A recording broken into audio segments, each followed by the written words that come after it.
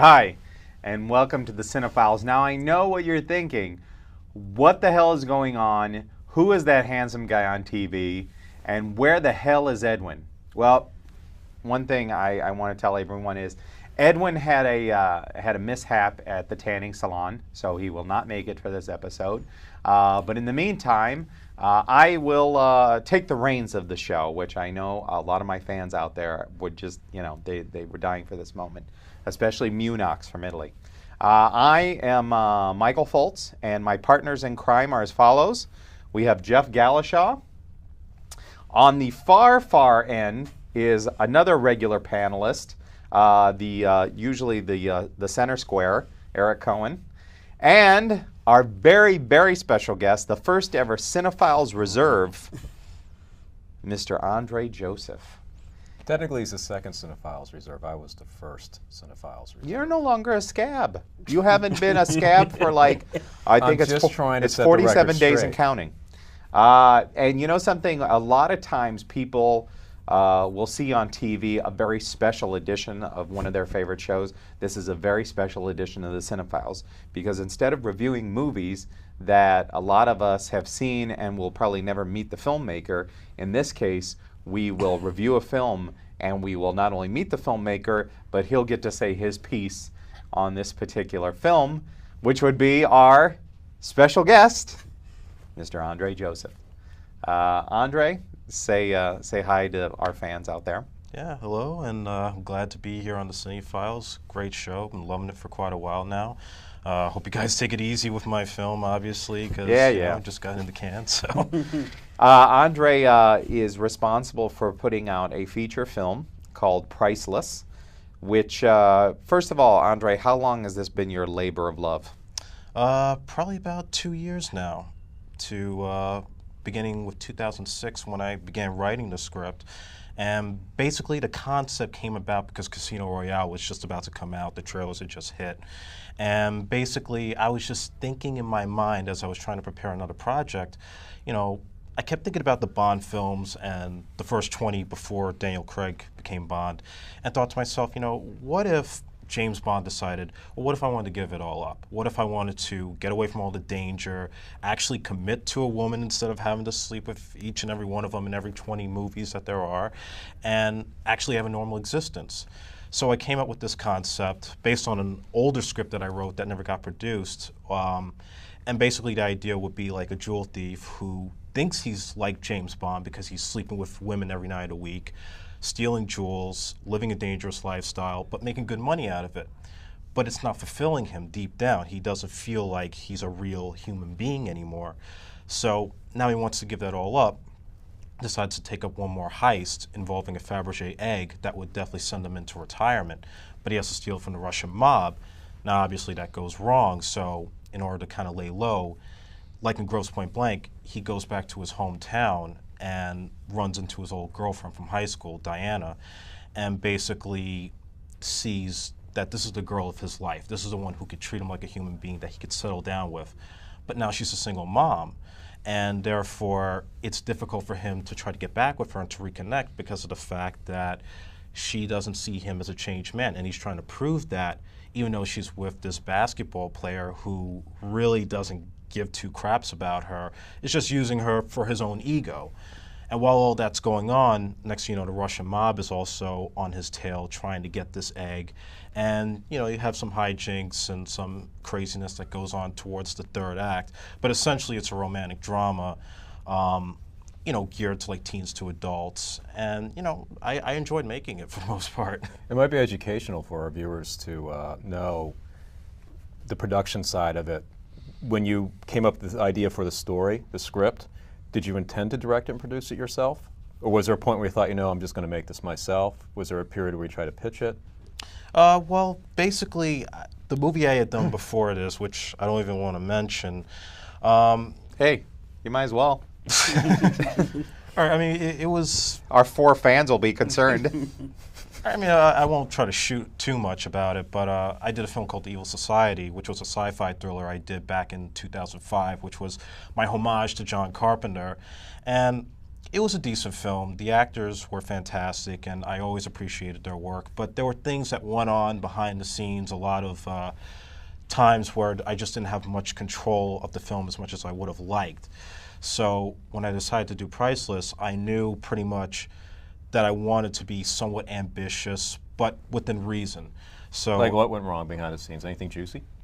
nothing I would get too specific about, except, you know, just people I had on my side who I expected to try to learn from and, you know, try to gain their advice and hope that I could get good actors and so forth, who basically, once the camera started rolling, they started to try to take control from me, and it was difficult because I didn't have good people on my side. This obviously, the point I was getting to, obviously this was an experience that you probably learned from, and you took that wealth of information to your next project. Right, so basically once I did start preparing the film, I knew I wanted to get the right people on my side. So of course I have my father, Alfred Joseph, hello, who was my executive producer on the project, and my good friend Albert Albanese, who helped me also produce the film. And he was there every step of the way. You know, he was a guy who wasn't exactly the most experienced, but he had worked with me on previous projects before this, mainly stuff just on high video with my friends. And he really stepped up and learned a lot from the crew that we had involved. And my cinematographer, Woodley Aurelius, who just completed a film recently, and he was there on my side without a doubt, knows his lighting perfectly, knows his shots, you know, a guy I could trust with the camera while I was behind the scenes. So how'd you hook up with Woodley? Well, Woodley worked with me on Evil Society. He was the gaffer on the film, the lighting technician for all you film buffs. And basically, I decided, because I loved working with him so much and had seen some of his previous work on his website, I decided to upgrade him to my DP. And how'd you find him in the first place? Craigslist. Really? And Craigslist, I tell you, if you're starting as an independent filmmaker, I simply advise you to use it, because you could get some really good actors, very good crew, and, you know, the work is out there. You know, people want to go out and they want to work in the movies. So, you know, you just put out a good ad and sell yourself, you know, you're guaranteed to get tons of responses. So just rewinding a little bit, obviously you had to create a budget for this going into it. Right, well, the budget was kind of, how should I say? Initially, I wanted to try to make the movie for at least under 10 grand, because I wasn't expecting to get into SAG actors and other things that would have complicated the project. So I wasn't going to go and try to like rent trailers and try to Hollywoodize the movie. I wanted to keep it on scale. But did that affect your script any? Keeping that idea? Not exactly. I mean, things did happen, of course. There were, at times, you know, the usual delays or actors not being able to make it on certain days because of commitments or, you know, just whatever issues that they might have had personally. But not necessarily. I mean, the budget was a budget itself. Like, put it this way, once I got closer to production, I think that's when a lot of the reality started to hit, as far as not just using SAG actors, which I had to do for some of the actors that I had in the film, but also when it came to insurance, equipment rental, and basically some of the other expenditures that raised my budget up to a level where it became difficult afterwards as far as post-production was concerned, which is another story in itself, which we'll get into later. But, I mean, the money that I was able to get through investors and from my own savings, it helped a lot, big time, because I was able to get a really strong crew involved that... Were you paying the crew? Yes, so every single crew member was basically paid in the project. And they put out the effort, I mean, 100% all the way. I mean, granted, they're not the type that's just going to go and like read the script and be like, oh yeah, I love it, but they're going to put out the effort for me, but not necessarily because they're getting paid, but they know it's a good opportunity, it's a good experience, and basically, you know, they really went all out for me as much as Wait, nobody liked the script in your crew? What happened? No, they I mean, how should I say? Well, first off, before you answer that question, maybe this will serve, because this is the thing I'm most intrigued by. Not only did you direct it and produce it and write the script, but you cast yourself as the lead actor. Right. Now, was that because you wrote that part with you in mind for playing it, or was it just out of economic necessity that I might as well put myself in this part because? I mean, there were aspects about the character as far as the personality that I brought to the table with that character, well, my personality to that character.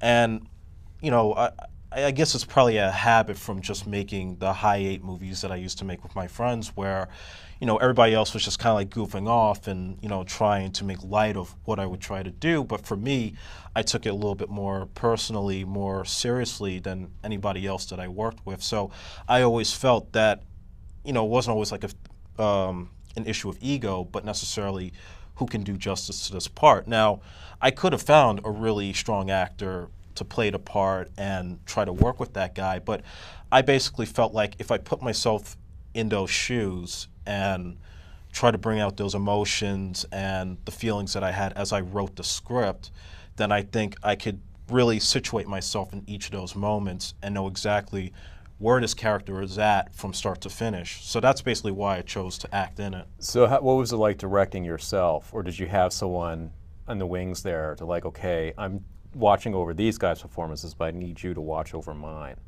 Because I have no idea what I'm doing here in front of the camera sometimes. I don't know if it's working out well, or did you just pretty much review what you just saw and sort of directed your performance based on that? Well, you know, I mean, a lot of guys, well, actors, directors, or at least actors who direct and act, they'll go and they'll tell you pretty much half the time how difficult it is. And it's true, it is a pain in the ass to do. But my feeling was I always took inspiration from Clint Eastwood. You know, I've been a big Eastwood fan as a kid. I was so happy you didn't say Eric Schaefer. Oh, sorry. Clint Eastwood, go on. Yeah, so I mean, Clint Eastwood really was the one who inspired me as far as being a really strong director and also being able to put himself in his own films and really bring some good quality to the project. So for me, it was more or less a situation where once I knew who my crew was, I sat down with all of them. We had like a few meetings, and basically I told them pretty much, this is what I want for each scene. This is how I want it to be mapped out, how I want it to be lit, how I want it to be shot. And of course there will be some spontaneity, like things that we discover on the spot, and I go and say, well, we could do the shot this way instead of the way I had it planned before. But in the end, I trusted my faith as far as the crew to 2 people, to my DP, Woodley, because he's the one that's really seeing what's going on behind the camera. But I would always make sure, like I would have a stand-in so that I could see exactly where my position should be during the shot. But I trusted him with the vision when I was acting in front of the camera. He was your DP and your assistant director, essentially. He was doing a little bit of both, or at least for the most part the DP work, but my friend Albert eventually became like the main AD. He's the one that separated the actors from the crew and made sure that whatever I had communicated, whether it was to try to get things done on time or, you know, trying to get the ETA on the actors, I trusted him as far as managing the crew when I had to be more focused with my performance. I don't know if you mind me asking, but what was the final budget of the film? Because the production values look very good. Essentially, the budget came about 30 grand and counting. Okay. Because of course there's those post-production costs that come into factor, as well as, you know, eventually festivals and things like that that have to be taken care of afterwards. I mean, I've been meeting with a very good accountant. I won't go into his name, but he's a very good accountant of mine, so I've been kind of like learning the ropes from him as I've been going about with the final product. Okay, now how do you go from, like, working finances-wise, what happens when your budget goes from 10 and gets blown up to 30 plus? I mean, I would think that maybe some filmmakers out there, myself included, would hit the panic button. Like, oh shit, I don't have, you know, I don't have an extra 25 grand. How does one handle that on the fly? Well, I mean, I was very fortunate because there was a point where there was like a time where I had to hit the panic button, or almost had to hit the panic button. It was halfway through filming where we just started to see where, you know, the numbers going up with paying the actors, the SAG actors, and you know, the equipment rentals. But fortunately, I had some really good investors who came through for me at the right times, who basically came in and were able to donate enough to try to keep me going by. And of course, my crew was also able to help out as much as possible. And it was also a matter of cutting corners. So if it was one of those situations where I would have to stop just so I could get some money together, then I would have to do that, like stop for like a week or two in order to try to get the funds up. Well, how does one do that, though? I mean, like I would, you stop because you run out of money. Give me 2 weeks, I'm gonna get more. How do you like get more money in 2 weeks? And don't say you went to Phil Rizzuto in the money store, because that doesn't work anymore. He's dead. I was gonna say you didn't give blood. Oh no, I didn't give blood, nor did I have to prostitute myself. Yeah, no male prostitution. No, I that it really just comes down to my dad. I mean, I don't want to sound like I got a silver spoon in my mouth or anything like that, because I don't. But he came through a lot of the times where it was most necessary, whether it was helping me to find investors that he knew of, or to just simply go into our pockets. You know, even my grandfather's, you know, the money he gave me after he passed on to get a house, which I don't think is going to happen in a while, especially with all the foreclosures going on in this country. So, you know, I had to like really go through those private expenses in order to try to keep the project going half the time. I don't recommend it to people, you know, because it is difficult, but for what I had to do, because I was passionate about the story and trying to get this movie made, I had to take those kind of risks in order to kind of keep things going. Okay, now I have a couple of questions right here on casting. First of all, how did you get Robert Kelly? And if I have his name right, correct? Robert Klahesi? Yes, Yes. From Oz. Yes, that's what I wanted to know also. Because that was really shocking, because Exactly. he's a really known guy, especially anybody that's a fan of the prison series from HBO, Oz. He plays one of the security guards. He's actually the prison guard that has the affair with Edie Falco. That's right. His character from Oz. But he's a really he's a fantastic actor. He's done a lot of Law and Order. I've seen it. I saw him in stage. A few 12 Angry Men. He was in that production Great recently. actor. Great actor. And how'd you get him? Bob was great. I mean, that really was where it came down to my casting director, Donna McKenna. She was the one who helped me to cast Klahesi, as well as Anthony Mangano, who plays Ike in the film, among some of the other actors. And Ike was great. Yeah, he was great. He was a character. Yeah, Mangano, he was fun to work with. I'm not gonna lie. You know, having done Rescue Me and NYPD Blue, he was a really cool Ike for the role. Not exactly what I had envisioned originally, because the way he was written in the script, he was more like a Jeffrey Wright type of character, you know, very much stab you in the back, but more vicious. But he played it off more like A bitchy gay guy. yeah, a bitchy Who gay looks guy, like a big essentially. Guido. Yeah, and it was his. He came up with a lot of ideas for his character, as far as the muscles, the tattoos, and just his whole look, his whole dynamic. And it was very important to me, like, that we would have that sort of rapport at the beginning, like where we've worked with each other for a couple of years, but then eventually there was that 180 turn that the audience, well, they may expect it, but it's sort of like you expect them to be like the best friend or the gay best friend, but then ultimately we twist that on its head. Sort of like a throwback to a lot of film noir movies, you know, with like Edward G. Robinson playing like the gay villain, but doesn't say he's gay, but from his hand gestures, his motions, you could obviously imply that he's homosexual. Yeah, like what's his name, Guy from Strangers on a Train. Exactly. As well as the villains in Diamonds Are Forever. Exactly. Yeah. That was a little more overt. Yes. Yeah. They're Mr. like Went and holding Mr. hands and Kid. stuff. Now, but okay. So how did you get Robert Glassy just for like the one day? With Klahesi, basically, the part he played, we're considering a serious amount of actors, a lot of unknowns. But Donna basically felt that he could probably bring some energy to the scene. And I had known Robert from watching Oz and watching him on Hill Street Blues and, you know, a lot of TV shows and movies he's done, Interpreter, 16 Blocks. So once I heard that he was interested, I said, yeah, let's definitely get him. So he came through, and I had a really good time working with him. You know, he was a lot of fun, a lot of improv, a lot of energy, and Worked for one day, right? yeah, he only worked for one day, but even for that one day, he just was happy to be there. He was just happy to work, and that's the kind of people that I like to work with. Okay, I have a question. I guess it's a W.C. Fields a quote that it's never good to work with children or animals.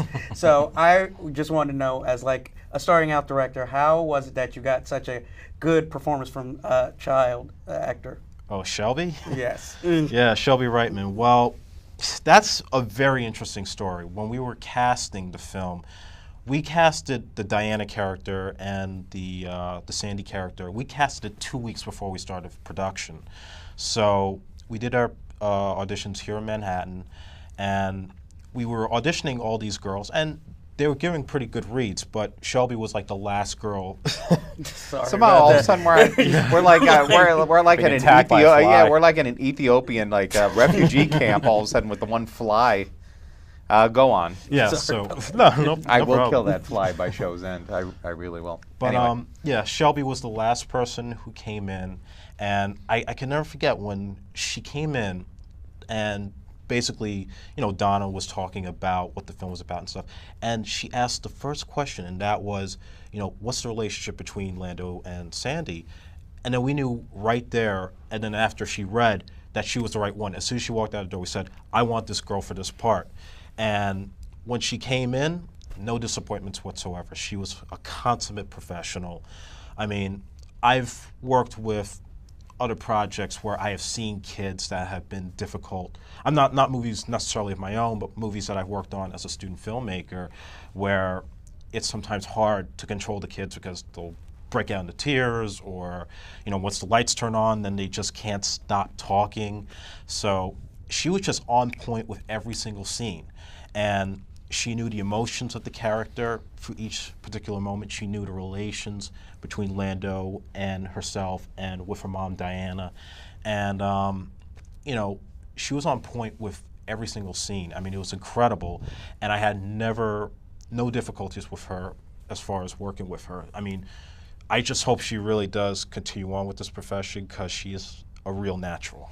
Okay, hopefully these two guys will agree with me, but now this is, and I'm gonna put in, it's gonna be a 2 for 2 here because I have a criticism here of the film, but I also have, and they're kind of linked here. 2 of your casting choices were absolutely horrible.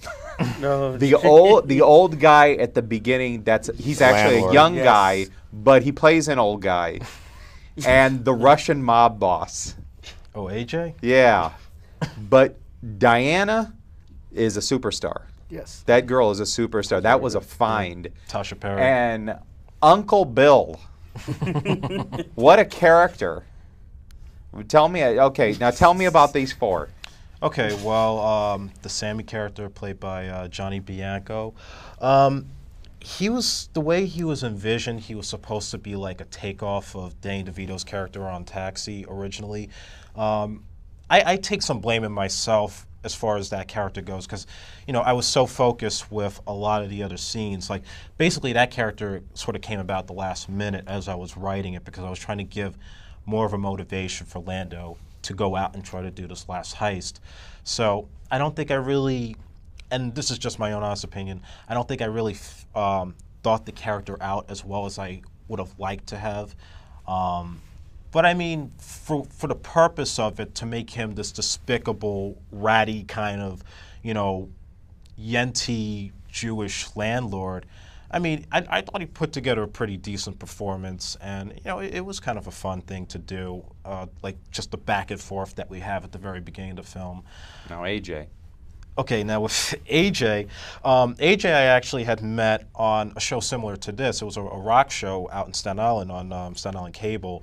And originally he wasn't even cast as the boss. We had another actor who ultimately had to drop out because of other commitments.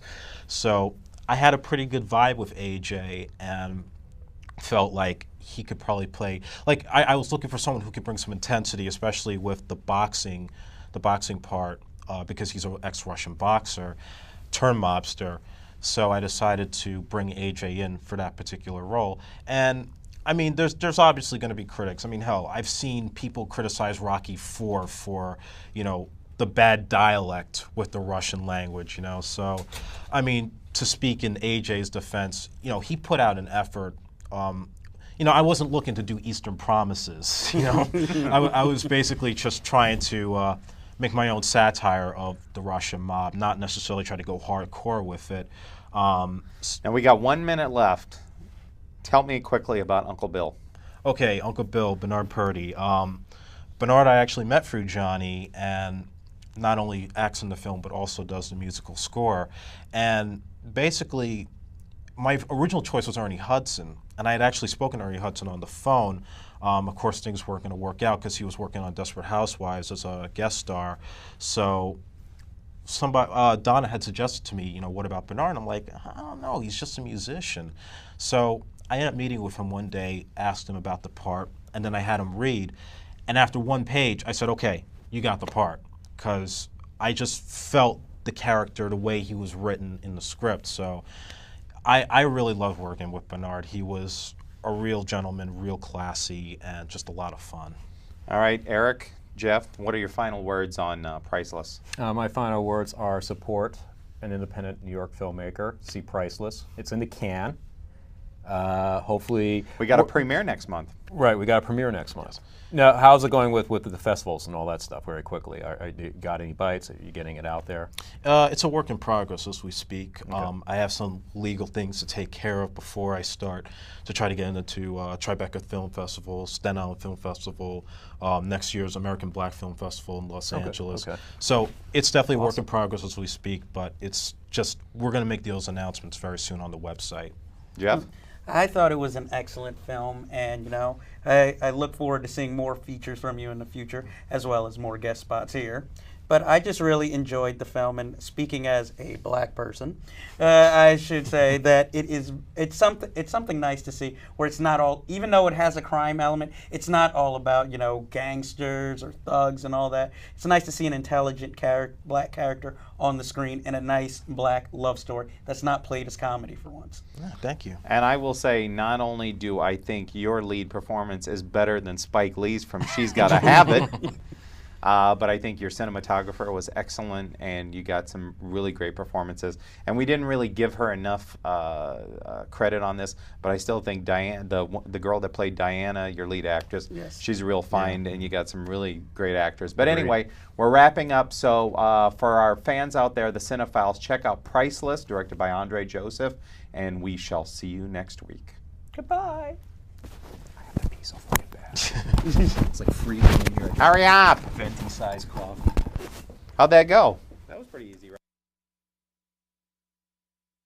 The Cinephiles, because instead of reviewing movies that a lot of us have seen and will probably never meet the filmmaker, in this case, we will review a film and we will not only meet the filmmaker, but he'll get to say his piece on this particular film, which would be our special guest, Mr. Andre Joseph. Andre, say hi to our fans out there. Yeah, hello, and I'm glad to be here on the Cinefiles. Great show. Been loving it for quite a while now.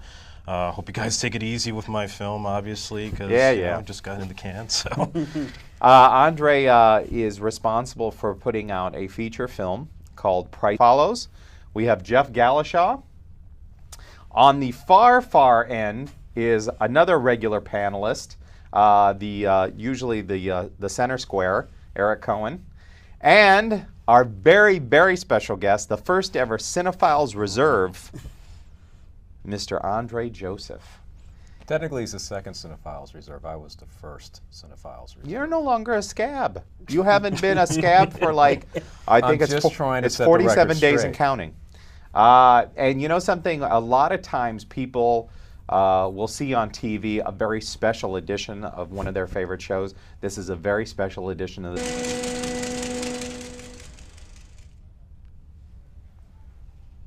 Hi, and welcome to the Cinephiles. Now, I know what you're thinking. What the hell is going on? Who is that handsome guy on TV? And where the hell is Edwin?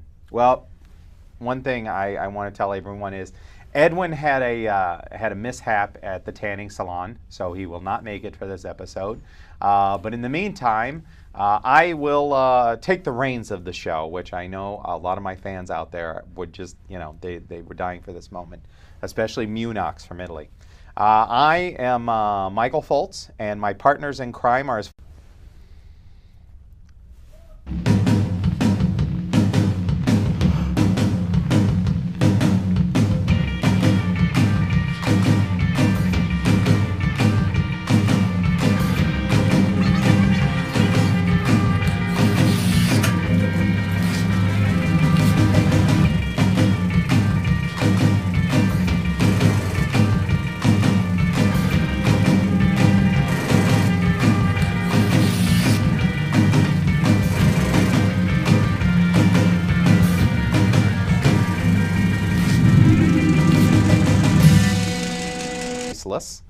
which, first of all, Andre, how long has this been your labor of love?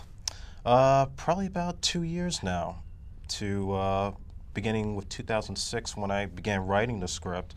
And basically the concept came about because Casino Royale was just about to come out, the trailers had just hit.